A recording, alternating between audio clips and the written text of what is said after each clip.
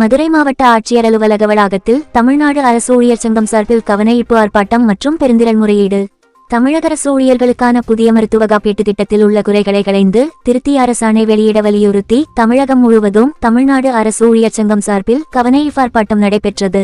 அந்த வகையில் மதுரை மாவட்ட ஆட்சியர் அலுவலக வளாகத்தில் கோரிக்கைகளை வலியுறுத்தி கவனஈர்ப்பு ஆர்ப்பாட்டம் நடைபெற்றது. இந்த ஆர்ப்பாட்டத்திற்கு தமிழ்நாடு அரசு ஊழியர் சங்க மாவட்ட தலைவர் தமிழ் தலைமை வகித்தார்.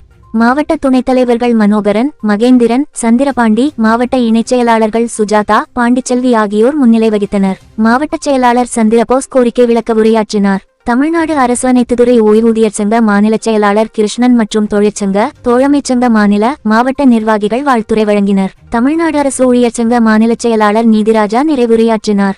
மாவட்ட பொருளாளர் பரமசிவன் நன்றியுரையாற்றினார். ஆர்ப்பாட்டத்தை தொடர்ந்து மாவட்ட ஆட்சியரிடம் கோரிக்கை மனு வழங்கப்பட்டது.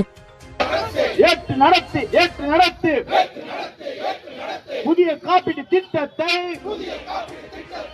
அரசே ஏற்று நடத்து. தமிழக அரசு கட்டணமில்லா சிகிச்சை, காசு இல்லா மருத்துவத்தை உறுதி செய்.